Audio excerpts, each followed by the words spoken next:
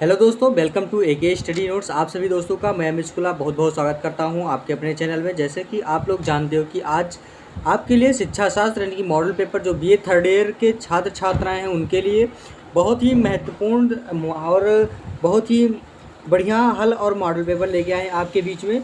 जो दोस्तों आपका है शिक्षा में नवीन प्रवृत्तियाँ एवं नवाचार, इससे संबंधित जितने भी क्वेश्चन आपके पेपर में पूछे जाते हैं वो सारे आपके पेपर में यानी कि मॉडल पेपर के अनुसार आपको प्रोवाइड करवाया जा रहा है। तो दोस्तों इस तरीके से आप लोग ज़रूर देखिए, क्योंकि ये सारे आपके जो क्वेश्चन हैं वो बार बार इस तरीके से नहीं मिलते हैं, और जो भी क्वेश्चन आपको अपडेट कराया जाता है वो सारे पेपर में अगर देखा जाए तो प्रीवियस ईयर के क्वेश्चन पेपर उठा के देखते हैं तो सारे क्वेश्चन उसी के अकॉर्डिंग मिलते रहते हैं। तो दोस्तों देर ना करें और बने रहे वीडियो के अंत तक, और अच्छे से अपना सिलेबस भी तैयार करते रहिए। तो और वीडियो को अभी तक लाइक नहीं किया ज़रूर लाइक करें, और चैनल को दोस्तों सब्सक्राइब कर दें, और वीडियो को ज़्यादा से ज़्यादा दोस्तों तक शेयर करें। अब बात करेंगे दोस्तों, सबसे महत्वपूर्ण बात ये रहेगी कि इस मॉडल पेपर में आज आपके लिए कुछ नया करने के लिए लाया गया है और कुछ नया आपको बताने का प्रयास किया जाएगा। तो बीए थर्ड ईयर के सभी छात्र छात्राओं को एक बार फिर से मैं बताने का पूरा प्रयास करूँगा कि ज़रूर देखें वीडियो की। इस तरीके से आपको जो मॉडल पेपर तैयार किया गया है इसके अकॉर्डिंग आपको सारी चीज़ें बताई जाएंगी जो आपके पेपर में पूछा जाता है। तो इस दोस्तों देर ना करें और आपको लेके चलते हैं आपके हल मॉडल पेपर की तरफ। क्या है आपका आज का हल मॉडल पेपर? तो दोस्तों एक बार मैं फिर से रिपीट करूंगा कि आज का पेपर जो है वो शिक्षा शास्त्र यानी कि एजुकेशन, और जो आपका प्रथम प्रश्न पत्र है यानी कि फर्स्ट है वो शिक्षा में नवीन प्रवृत्तियाँ एवं नवाचार। अब बात करेंगे आपके मॉडल पेपर की तरफ। मॉडल पेपर क्या है दोस्तों आपका?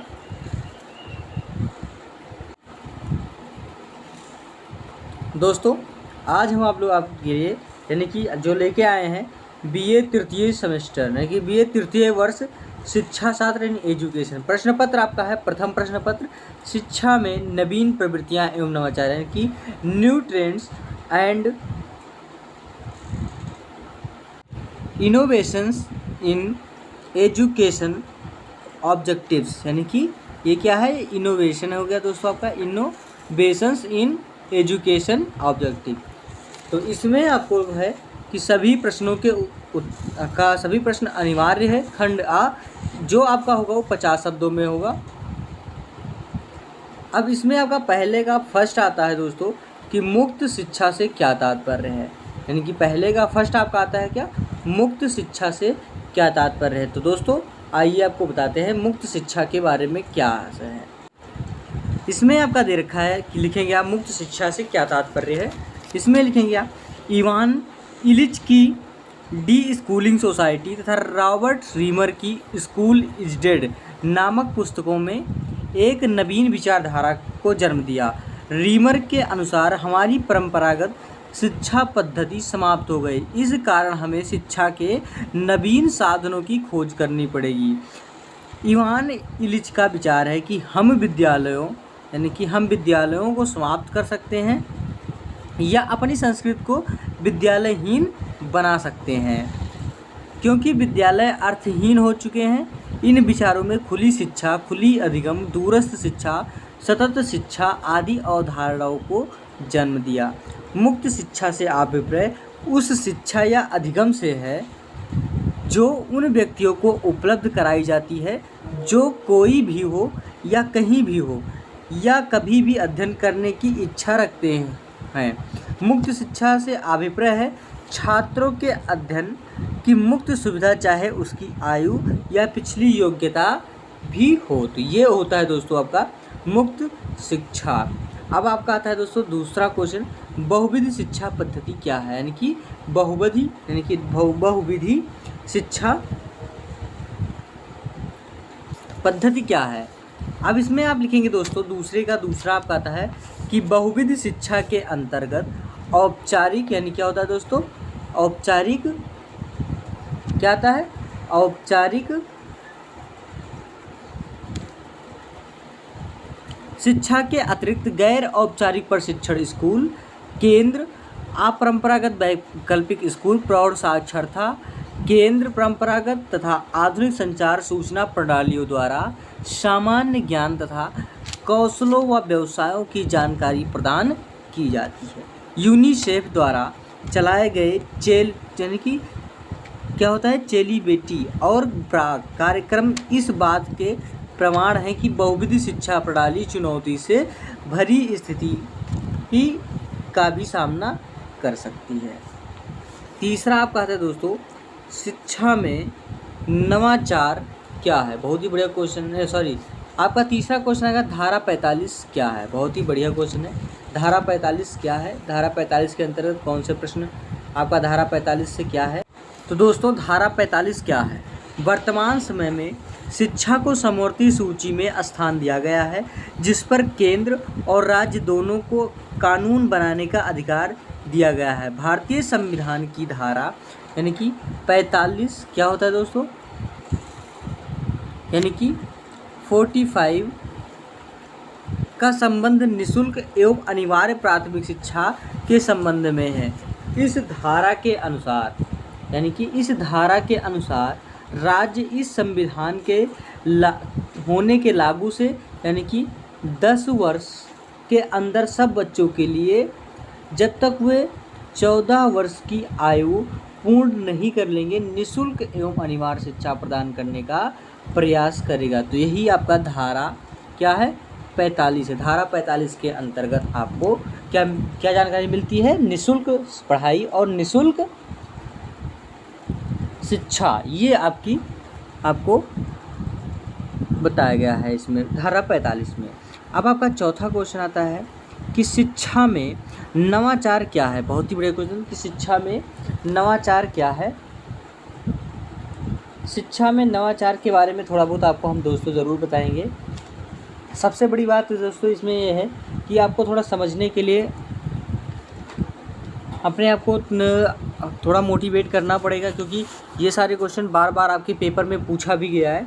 तो आइए आपको बता दें शिक्षा में नवाचार। आंसर में लिखेंगे नवाचार से अभिप्राय प्रचलित परंपरा में नवीनता का समावेश है। शिक्षा में नवाचार से अभिप्राय स्थापित शिक्षा प्रणाली में नए व्यवहार अर्थात नवीन विधियों एवं रीतियों का समावेश करना है। इसमें आपको लिखना है कि यूनेस्को सम्मेलन 1971 के अनुसार यानी कि जो यूनेस्को का सम्मेलन है 1971 के अनुसार नवाचार एक नूतन विचार का प्रारंभ है। यह एक प्रक्रिया या तकनीकी है जिसका विस्तृत उपयोग प्रचलित व्यवहारों एवं तकनीकों के स्थान पर किया जाता है। यह परिवर्तन के लिए परिवर्तन नहीं है, अपितु इसका कार्यान्वयन और निर्माण परीक्षण तथा प्रयोगों के आधार पर किया जाता है। फिर आप कहते हैं M.B. माइल्स के अनुसार यानी कि M.B. माइल्स के अनुसार कहा गया है नवाचार सोच समझकर किया जाने वाला नवीन और विशिष्ट परिवर्तन है जिसे किसी प्रणाली के उद्देश्य को प्राप्त करने के लिए अधिक प्रभावकारी समझा जा सकता है। फिर आपका नेक्स्ट क्वेश्चन आता है दोस्तों पांचवा, एकलव्य क्या है? दोस्तों एकलव्य क्या है?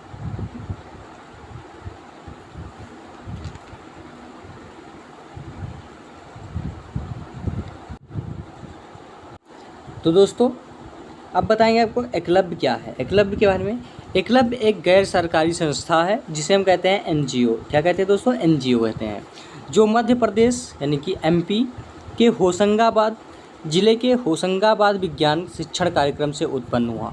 इस संस्था में प्राथमिक कक्षाओं जो 1 से 5 तक के लिए नए प्रकार का शिक्षण अधिगम सामग्रियों जिसे हम कहते हैं क्या कहते हैं TLMS क्या कहते हैं TLMS के पैकेज के विकसित किए हैं, जिससे कक्षा शिक्षण के में आधार हो सके।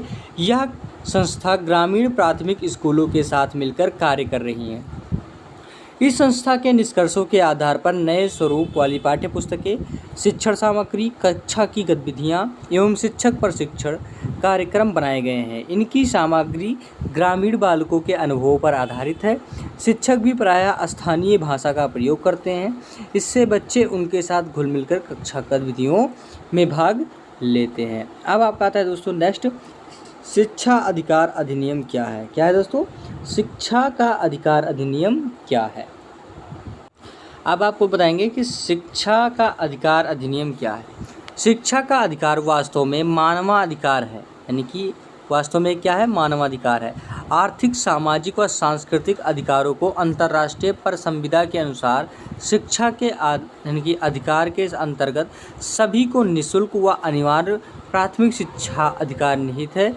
शिक्षा के अधिकार का मूर्त रूप देने के लिए संविधान के जो 86वें यानी कि संविधान के आपके 86वें संविधान संशोधन के अधिनियम 2002 के में एक नया अनुच्छेद जो 21A जोड़ा गया, जिसमें राज्य की को जिम्मेदारी देते हुए निम्न प्रावधान किया गया कि राज्य कानून के दायरे में 6 वर्ष से 14 वर्ष की आयु वर्ग के सभी बच्चों के लिए निःशुल्क व अनिवार्य शिक्षा प्रदान करेगा। फिर आपका है प्रौढ़ शिक्षा क्या है। क्या है दोस्तों, प्रौढ़ शिक्षा क्या है।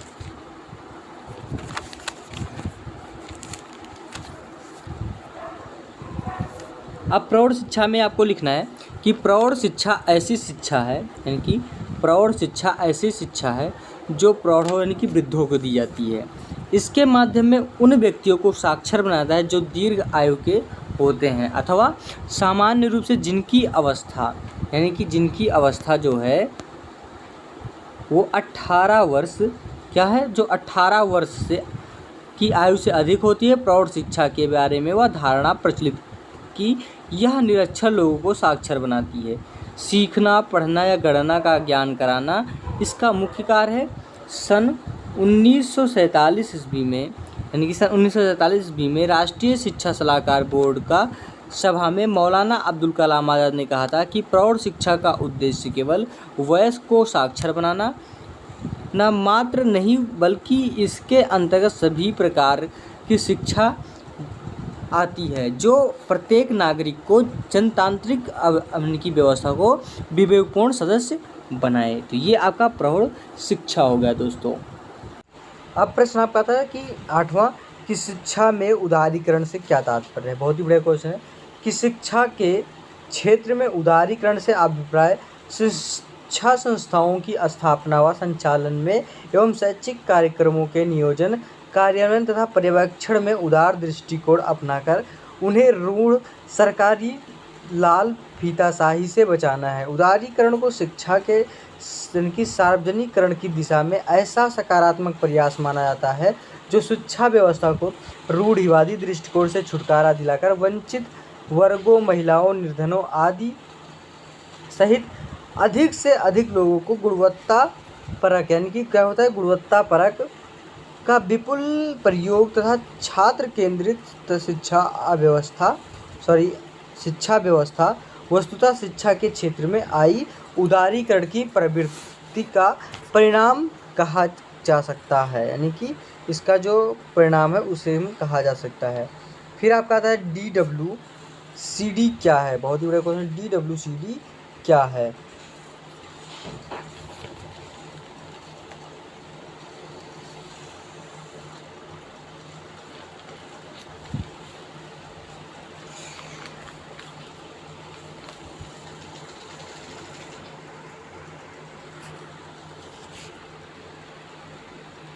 अब आपको बताएंगे DWCD यानी कि भारतवर्ष में यूनिसेफ द्वारा सहायता प्राप्त एक महत्वपूर्ण संस्था है। यानी कि एक महत्वपूर्ण संस्था है जो महिला विकास कार्यक्रमों को कार्यान्वयन कर रही है। यह department of women and child development यानी कि बात करें तो इसको डिपार्टमेंट यानी कि इसको कहते हैं डिपार्टमेंट, क्या कहते हैं इसको, डिपार्टमेंट। और W से आपका ऑफ वीमेन यानी कि वीमेन हो गया। उसके बाद में फिर आपका एंड चाइल्ड यानी C से चाइल्ड होगा और D से डेवलपमेंट यानी कि क्या होगा दोस्तों, D से department of women child and development. यह संस्था उन कार्यक्रमों को सहायता देने का पत्थर है यानी कि यह संस्था उन कार्यक्रमों को सहायता देने को तत्पर है जिनको कार्य क्षेत्र यानी कि बाल विकास, महिला विकास तथा स्त्री शिक्षा से संबंधित हैं। भारतीय संविधान द्वारा प्रदत्त स्त्री पुरुष के समान अधिकार तथा समान अवसरों के प्रावधान को ध्यान में रखते हुए आज ऐसी विकासात्मक योजनाएं चल रही हैं जिनका संबंध महिला विकास के अंतर्गत महिलाओं को रोजगार दिलाना, धनोपार्जन कार्यक्रम महिला कल्याण व सहायक सेवाओं द्वारा महिलाओं में एक नवीन चेतना जागृत करना है और कार्यरत महिलाओं को विशेषतः निम्न आय वर्ग को सुरक्षित व सस्ते आवास यानी वुमेन होटल्स दिलाने की योजना भी चल रही है। उसके बाद में क्या होगा, सर्व शिक्षा अभियान पर टिप्पणी लिखिए। बहुत ही बढ़िया क्वेश्चन है। अब आपको आता है सर्व शिक्षा अभियान। इसमें आप लिखेंगे कि सर्व शिक्षा का प्रत्यय भारतीय संविधान के अनुच्छेद 45 की आत्मा में बसा है, यानी किसमें 45 में बसा है। सार्वभौमिक शिक्षा प्रदान करने का बल दिया गया है। वर्ष 1991 से 92 तक में केंद्र सरकार के जामटीन विश्व सम्मेलन 1990 में घोषणा के अनुरूप प्रौढ़ शिक्षा का समाज शिक्षा के स्थान पर सार्वभौमिक शिक्षा के कार्यक्रम का सूत्रपात किया। राज्य भाषा में संविधान के 83वें संविधान संशोधन के फलस्वरूप शिक्षा मौलिक अधिकार मान लिया गया और इस विधेयक में प्रेरित होकर राज्य के शिक्षा मंत्रियों को राष्ट्रीय संविधान 1998 की संस्तुतियों के आधार पर सर्व शिक्षा अभियान योजना जिसे कहते हैं SSA की विकसित की गई, जिसमें सभी को प्राथमिक शिक्षा उपलब्ध कराने की लक्ष्य रखा गया है। वर्ष 2000 में इस योजना का स्वीकृति मिली और वर्ष 2000 से ही प्राथमिक शिक्षा का सार्वभौमिकरण यानी कि शिक्षण नियोजन का केंद्रीय विषय बन गया है। आज संसद द्वारा पारित संविधान के 86वें संविधान संशोधन अधिनियम 2002 के अनुसार 6 से 14 वर्ष की आयु के लिए प्रारंभिक शिक्षा एक मूलभूत अधिकार है और सर्व शिक्षा अभियान की रचना का आधार भी यही है। अब बात करें खंडवा। सभी प्रश्न अनिवार्य है, प्रत्येक प्रश्न 200 शब्दों में है। दूसरा क्वेश्चन आपका है शिक्षा तकनीकी के महत्व पर प्रकाश डालिएगा। शिक्षा तकनीकी के महत्व पर प्रकाश डालिए। अब बात करेंगे शिक्षा तकनीकी के महत्व पर प्रकाश डालिए। शिक्षा तकनीकी यानी आधुनिक समाज का शिक्षार्थी तथा शिक्षालय बिना शैक्षिक तकनीकी के नहीं रह सकते। आज उनके अंग प्रत्यंग में शैक्षिक तकनीकी बसती जा रही है। यह अब औपचारिक मात्र न रहकर कार्यात्मक रूप में परिणित हो गई है। शिक्षा क्षेत्र में शैक्षिक तकनीकी का महत्व दिन प्रतिदिन बढ़ता जा रहा है। अब शिक्षा का स्थान सर्व शिक्षण सिद्धांत ने ले लिया है। यदि अभी तक शिक्षण सिद्धांतों का प्रतिपादन नहीं हो पाया है, शिक्षण सिद्धांत की शिक्षण प्रतिमान के रूप में आए हैं। इन सब के बावजूद शिक्षा तकनीकी की उपयोगिता और महत्व निम्न दृष्टि से है। पहला तो आपका आता है दोस्तों इसमें कि शिक्षा तकनीकी के द्वारा शिक्षण प्रक्रिया अधिक प्रभावशाली एवं सार्थक होती है। उसका दूसरा का कि शैक्षिक तकनीकी यानी बालकों के व्यवहार का अध्ययन करती है और उसमें वांछित परिवर्तन लाती है। तीसरा आपका आता है दोस्तों कि यह तकनीकी शिक्षक के शिक्षण में उपागमों, शिक्षण व्यूह, रचनाओं तथा शिक्षण विधियों के विषय में वैज्ञानिक ज्ञान प्रदान करती है। फिर आपका चौथा आता है शैक्षिक तकनीकों के आधार पर शिक्षक इस बात का ज्ञान भली भांति प्राप्त करता है कि समयानुकूल किस श्रव्य दृश्य यानी कि दृश्य सामग्री का प्रयोग किए जाते हैं। फिर पांचवा आपका आता है दोस्तों यानी कि पांचवा आपका आता है इसमें कि वह तकनीकी micro teaching, mini teaching, training आदि के द्वारा कुशल एवं प्रभावशाली शिक्षकों को तैयार करती है। छठवां आपका आता है आज जनसाधारण तक के पास रेडियो, टीवी आदि उपलब्ध हैं। इसका प्रयोग वह शिक्षा जगत में कर सकता है। फिर आपका आता है नेक्स्ट दोस्तों आठवां आपका कि अभिकर्मिक अनुदेशन द्वारा रेडियो, टेप रिकॉर्डर आदि के प्रयोग से उच्च शिक्षा के स्तर को बनाए रखने में सहायता मिलती है।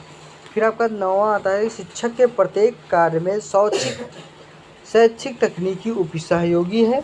इसके प्रत्येक पद पर प्रत्येक बिंदु एवं निर्देशन देती है। फिर आपका आता है 14वां नंबर दोस्तों कि छात्र में सीखने के प्रति प्रेरणा जागृत करती है। और 10वां आपका आता है दोस्तों इसमें कि जिसकी सहायता से शिक्षण में नए प्रतिमान बनाए जाते हैं। अब आपका नेक्स्ट क्वेश्चन आता है तीसरा दोस्तों कि वर्तमान समय में मुक्त विश्वविद्यालय की प्रासंगिकता पर टिप्पणी लिखिए। बहुत ही बढ़िया क्वेश्चन आपका है। इसमें आप लोग लिखेंगे कि वैज्ञानिक उपलब्धियों ने सामाजिक क्रांति तो उत्पन्न की है, परंतु अनेक जटिलताओं को भी बढ़ा दिया है। शिक्षा की औपचारिक व्यवस्थाएं निर्धारित लक्ष्यों को प्राप्त करने में असमर्थ रही है। उच्च शिक्षा यानी कि उच्चतर शिक्षा के क्षेत्र में भी मूल्यों का ह्रास निरंतर हो रहा है। इसलिए वह आवश्यक हो गया है कि हम वर्तमान परिस्थितियों में अनौपचारिक विद्यालय विहीन उन्मुक्त विश्वविद्यालय की तकनीक की ओर ध्यान दें। राष्ट्रीय मुक्त विश्वविद्यालय भारत में विश्वविद्यालय शिक्षा के प्रसार के लिए प्रभावशाली विकल्प प्रस्तुत करता है। राष्ट्रीय शिक्षा 1986 में कहा गया है कि मुक्त विश्वविद्यालय की व्यवस्था उच्च शिक्षा के अवसर प्रदान करने के लिए तथा शिक्षा में लोकतंत्र के लिए एक साधन के रूप में प्रारंभ की गई है। उसके बाद में फिर आपका आएगा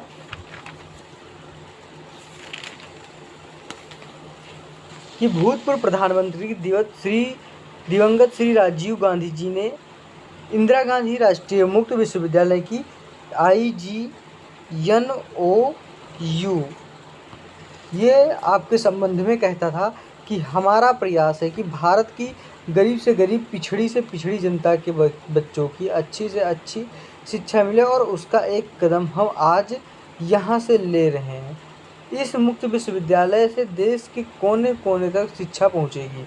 सन 1992 में यानी कि सन 1992 में जब राष्ट्रीय शिक्षा नीति 1986 के पुनरीक्षण में पर किया गया, तब इंदिरा गांधी राष्ट्रीय मुक्त विश्वविद्यालय को सुदृढ़ करने तथा उसके द्वारा राज्यों में स्थापित किए जाने वाले मुक्त विश्वविद्यालयों का प्रदर्शन करने का विचार रखा गया है, जिससे उच्च शिक्षा के क्षेत्र में जन सामान्य की शैक्षिक आवश्यकताओं को पूरा किया जा सके। आज इग्नू यानी कि मुक्त शिक्षा के क्षेत्र में अग्रणी भूमिका निभा रही हैं।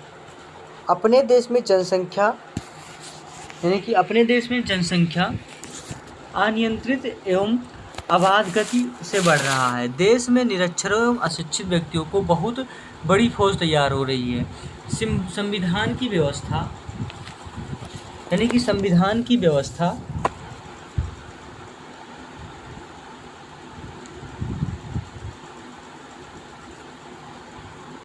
तथा सरकार के बार संकल्प के बावजूद शिक्षा का सार्वभौमिकरण नहीं हो पाया है। औपचारिक एवं परंपरागत शिक्षा व्यवस्था अपर्याप्त एवं असफल रही है। उच्च शिक्षा प्राप्त व्यक्तियों को प्रतिशत 5 यानी कि 5 मात्र है। व्यवसाय के विभिन्न क्षेत्रों में कार्यरत लोगों के शैक्षिक उन्नयन एवं उनकी सतत शिक्षा की कोई व्यवस्था नहीं है। विकसित से विकसित राष्ट्र भी देश के सभी लोगों को उच्च शिक्षा संबंधी आवश्यकता पूरी नहीं कर पा रहे हैं। सबको परंपरागत विश्वविद्यालय उच्च शिक्षा संस्थानों में प्रवेश देना दुष्कर एवं कठिन कार्य है। व्यावसायिक शिक्षा प्रदान करने वाली संस्थाओं में भी प्रवेश देने की क्षमता सीमित ही है और शिक्षा में वंचित लोगों को तथा अग्रिम शिक्षा के लिए लालयित कार्यशील प्रौढ़ों के खुला विश्वविद्यालय एक आधुनिक विकल्प एवं श्रेष्ठ नवाचार है। अब बात करेंगे दोस्तों आपका पांचवा है कि भारत में उपग्रह के महत्व पर प्रकाश डालिए। बहुत ही बढ़िया क्वेश्चन है कि भारत में विश्व का जो है वो उपग्रह की भारत में उपग्रह जो मिले हैं उसके बारे में यहाँ पे आपको बताना है। बहुत ही बढ़िया क्वेश्चन दिया गया है आज का पेपर में और ये सारे क्वेश्चन आपके पेपर में पूछे भी जा रहे हैं। ध्यान रहे दोस्तों, कभी भूलिए मत और अच्छे से अपना सिलेबस तैयार करिए।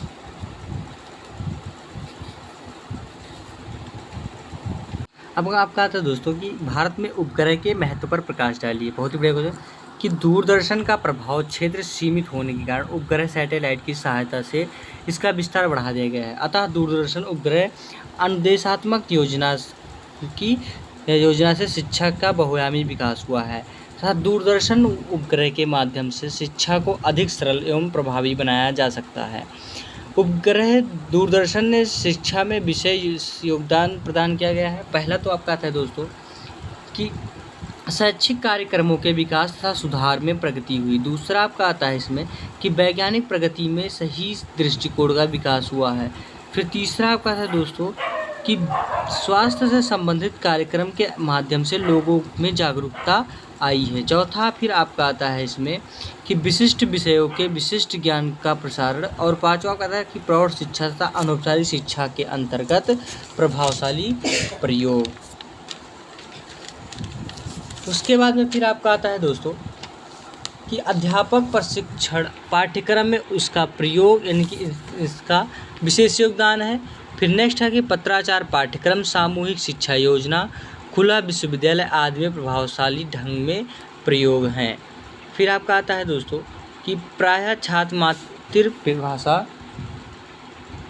गणित, समाजशास्त्र, सामान्य विज्ञान तथा हस्तकलाओं आदि में अपेक्षाकृत अच्छी उपलब्धि प्राप्त करते हैं। फिर आपका नेक्स्ट आता है दोस्तों कि संगठित बैठकों, गोष्ठियों तथा सम्मेलनों, यानी कि सम्मेलनों के विचार विमर्शों द्वारा वांछित कौशलों तथा क्षमताओं का विकास होता है। फिर आपका आता है कि छात्रों में राष्ट्रीय तथा अंतर्राष्ट्रीय स्तर पर सद्भावना का विकास संभव हो सकता है। फिर आपका आता है कि छात्रों में वायु, जल तथा ध्वनि तथा अन्य को प्रदूषित करने वाले कारकों को समझकर उन्हें त्यागने का विचार उत्पन्न कर सकता है। फिर आपका आता है कि शैक्षिक ज्ञान को जानकारी ग्रामीण क्षेत्रों को दी जाती है। फिर नेक्स्ट आता है व्यवहारिक प्रदर्शन द्वारा बच्चों के स्वास्थ्य में वृद्धि देखने को मिलती है। यानी कहा गया कि इंडियन नेशनल सेटे, यानी कि क्या कहते हैं इसको, INSAT, भारत के अंतरिक्ष अनुसंधान केंद्र द्वारा प्रेषित उपग्रह हैं। दूसरा फिर छठा बात है कि प्रौढ़ शिक्षा क्या है और प्रौढ़ शिक्षा से क्या तात्पर्य है, इसकी उपयोगिता बताइए। बहुत ही बढ़िया क्वेश्चन है दोस्तों आपका। अब आपको बताएंगे प्रौढ़ शिक्षा। प्रौढ़ शिक्षा ऐसी शिक्षा है जो प्रौढ़ों को दी जाती है। इसके माध्यम से हम उन व्यक्तियों, यानी कि उन व्यक्तियों को साक्षर बनाया जाता है जो दीर्घ आयु के होते हैं अथवा सामान्य रूप से जिनकी आयु 18 वर्ष से अधिक होती है। प्रौढ़ शिक्षा के विषय में यह धारणा प्रचलित है कि यह निरक्षर लोगों को साक्षर बनाती है। सीखना, पढ़ना व गणना का ज्ञान कराना इसका मुख्य कार्य है। और सन 1947 ईस्वी में, यानी कि सन 1947 ईस्वी में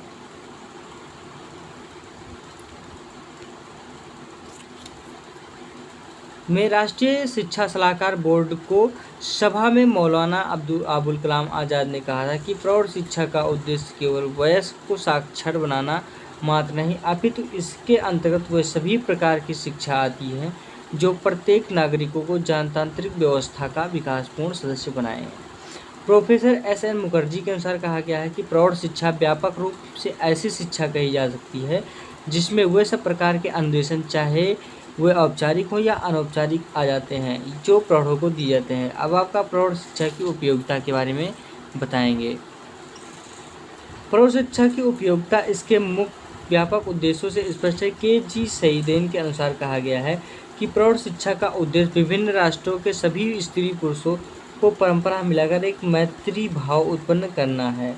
प्रौढ़ शिक्षा की उपयोगिता जीवन के विभिन्न क्षेत्रों को में जागरूकता लाने की है, प्रौढ़ों को कार्यात्मक दृष्टि से कुशल बनाने की है, आज तथा युग के अनुसार प्रगतिशील बनाने की है। संक्षेप में प्रौढ़ शिक्षा के निम्नलिखित उदाहरण हैं। पहला तो है साक्षरता को प्रोत्साहन देना, दूसरा व्यवसायिक कुशलता में प्रवीण बनना, और तीसरा प्रौढ़ों को व्यापक कार्यात्मक की शिक्षा देना।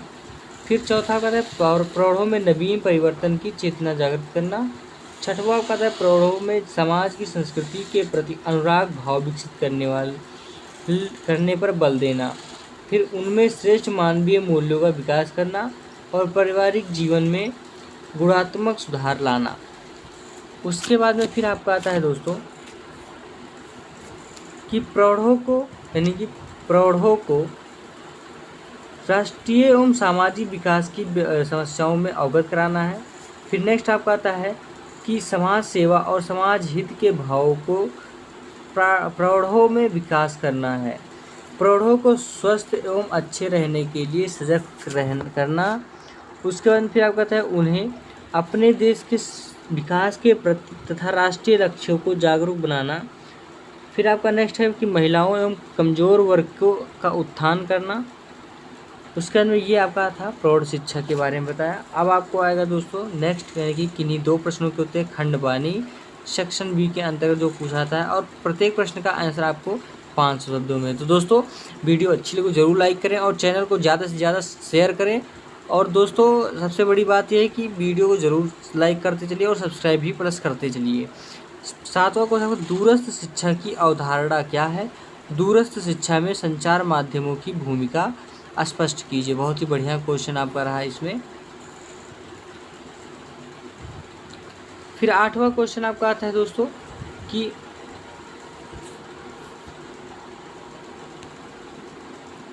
शिक्षा पर भूमंडलीकरण का क्या प्रभाव पड़ा है, विवेचना कीजिए। बहुत बढ़िया क्वेश्चन। 9वां पद है मुक्त विश्वविद्यालय की आवश्यकता और महत्व पर प्रकाश डालिए। फिर 10वां पद है नवाचार की विशेषताएं क्या हैं, नवाचार के प्रकारों की बताइए। 11वां पद है इंदिरा गांधी राष्ट्रीय मुक्त विश्वविद्यालय की स्थापना, उद्देश्य, विशेषताओं एवं संगठनात्मक स्वरूप की विवेचना कीजिए। तो ये रहा आपका दोस्तों, यानी कि प्रौढ़ शिक्षा की उपयोगिता। ये आप क्या है दोस्तों, उपयोगिता के बारे में बताया गया है। फिर आपका ये सारी चीज़ें मैंने बताया 11वां क्वेश्चन। तो दोस्तों इस तरीके से आज आपका मॉडल पेपर ख़त्म हुआ, और इसको अच्छे से घर जाके तैयार करिए और अच्छे से आप लोग अपना मार्क बटोरिए। तो आप बात करेंगे आपके इस सारे क्वेश्चन को मैं आपको बताने का पूरा प्रयास करेंगे, यानी कि आपको सारी चीज़ आ गई। अब हम बात करेंगे इसमें आपको कि ये सारी जो आपके क्वेश्चन मैंने बताया, इसमें आपको थोड़ा दिक्कत आएगी, इस वजह से आपको ये सारे क्वेश्चन आपको मैं अलग से बताऊंगा। जैसे कि आप लोगों के लिए एक वीडियो आपको, जो कि लॉन्ग आंसर है, इस वजह से आपको समझ में नहीं आएगा, और शॉर्ट आंसर और ये सारी चीज़ें मैंने आपको पहले बता दिया। तो दोस्तों इसी के साथ मैं अगली वीडियो में ज़रूर उपस्थित होऊंगा। धन्यवाद दोस्तों, जय हिंद। और ज़्यादा से ज़्यादा वीडियो को शेयर करें दोस्तों।